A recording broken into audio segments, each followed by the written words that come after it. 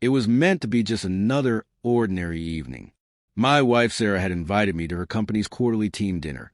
But this time, instead of the usual upscale restaurant setting, her manager decided to switch things up and host it at our home. A cozy, casual atmosphere was the goal, and honestly, I didn't mind. Our house was beautiful, with a spacious backyard and a warm dining area. Ideal for entertaining. Still, I wasn't exactly eager to spend the evening surrounded by a crowd of corporate strangers, but I knew how much it mattered to Sarah. She wanted me to meet the people she spent most of her week with, her team. She even said, "I'd love for them to finally see how amazing you are." How could I refuse? So I spent the day preparing, cleaning every corner, helping set up outdoor heaters, arranging chairs in a circle around the fire pit, and prepping drinks. Meanwhile, Sarah was busy coordinating the catering. The vibe was relaxed and inviting.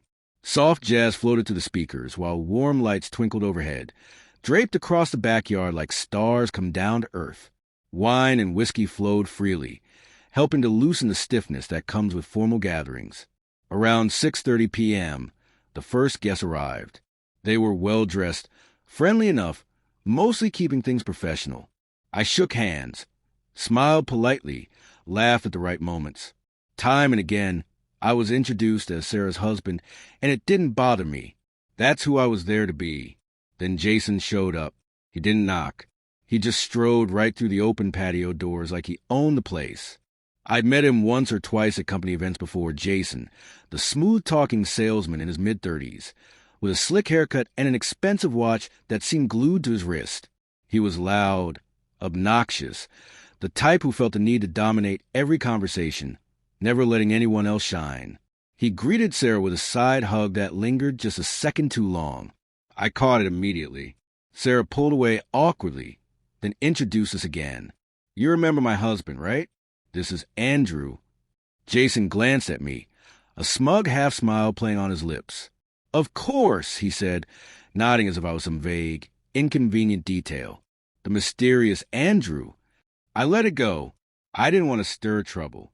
He already had a whiskey in his hand, and judging by the slight sway in his step, he'd been drinking long before he arrived. The evening continued. Laughter bubbled up as people shared stories about work. But Jason grew louder, more obnoxious. He cut others off mid-sentence, hijacking every conversation to center around himself. He kept calling Sarah the star of the team in a tone that didn't feel professional. It felt possessive, almost territorial. Then came the moment everyone sensed but hoped wouldn't arrive. Around 9 p.m., most of the team had gathered in the living room, drinks in hand. Some seated on the couch, others standing in small clusters, chatting.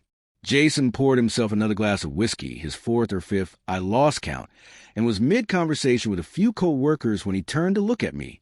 His voice rose just enough for everyone to hear. "You know," he slurred lazily, pointing in my direction, "Andrew is a lucky guy. I mean, seriously, Sarah, your wife is way too hot." The room froze. A few people chuckled nervously. I saw Sarah stiffen. Her face paled, and her eyes dropped to the floor, clearly mortified. But Jason wasn't done. Laughing, he added, "Honestly, half the guys at work want her in their bed. Some of the girls, too." A heavy silence fell. You could hear the ice melting in glasses. My heart pounded fiercely, my ears burning with shame and anger. I glanced around the room. No one intervened. Not a manager, not a colleague. Sarah remained frozen, unable to look up. Jason swayed slightly, chuckling at his own twisted joke, completely unaware of the line he'd crossed. That's when I stood up, slowly, calmly. No shouting, no rash movements. I walked toward him with measured, deliberate steps. The room seemed to part like the sea around us. Jason still wore that infuriating grin, as if this was all some game to him. I stopped right in front of him and locked eyes. "Say that again," I said quietly, with a tone that brooked no argument. He smirked. "Come on, man. I'm just saying what everyone's thinking." Without another word, I slapped him hard across the face. The sharp crack echoed through the room like a whip. Whiskey splashed from his glass, and he staggered backward, crashing into a side table and knocking over a vase. A collective gasp rose from the stunned crowd.